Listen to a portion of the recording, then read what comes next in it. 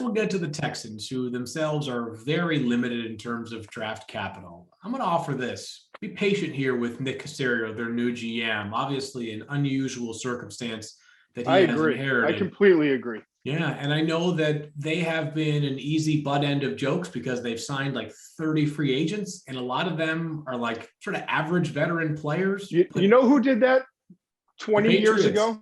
Yeah, the New England Patriots did the exact same thing, and everyone's like, "Who are these guys?" Yeah, Mike they're a bunch of retreads, 8-year veterans. Who are these guys? And then 2-3 years later, they're winning the Super Bowl, or 2 years later, right? Yeah. So I think he's taken the exact approach that Bill Belichick took when he came to New England.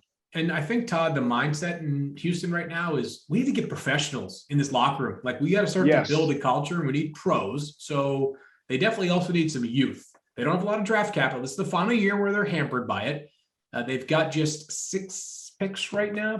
I'm sorry, 8 picks, but a lot of them are in the late round. They've got 2 in the 5th, 2 in the 5th, 3 in the 6th, and 1 in the 7th. So if you are Nick Caserio and his staff, what are some of the biggest needs? Understand they've got a lot. Let's just be honest. They have a lot of needs right now. Yeah, I mean, when you don't pick till 67 overall, it's hard to start putting exact names with them.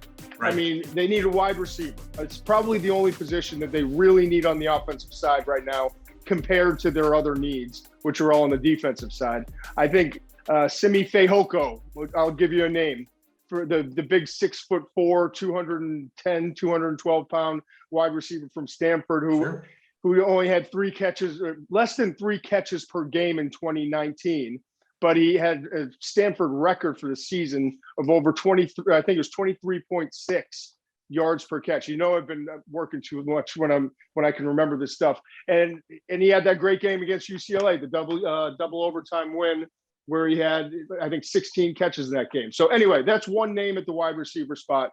But other than that, you just look down, it's corner, safety, D-line. They just need to rebuild and bring in young guys that can be foundation players and can be part of what they're trying to do on that defensive side. There's a couple players, Phil. A couple of players that you could be interesting to see what team with extra choices takes a Deo Odangbo from Vanderbilt, a pass rusher, had a nice, tore his Achilles, career. Then he had the Achilles prior to the Senior Bowl. You didn't like how I threw out the Fehoko correctly. Now you're trying to one up me, huh? I was just trying to throw familiar names out there. I'll give you another guy. Came on the Dari and Mel show Saturday, as did Javonte Williams, and he was really impressive. And I said he sounds like Ryan Clark. Remember Ryan Clark, overlooked coming out of LSU, great NFL career, great with ESPN. You know who reminds me of Ryan Clark, Todd? Who's that? Damar Hamlin, the safety at Pitt. Oh, I like him. Great kid. Great kid, I met with him at well-spoken, loves the game, had a heck of a career at Pitt, tackling machine in the box. Everyone else was quitting on that team, and he hung in there, and he showed up every single down. Great kid. He's awesome. I want that kid in the 3rd or 4th round. I want Damar Hamlin. Yeah. Thanks for watching ESPN on YouTube. For live streaming sports and premium content, subscribe to ESPN+.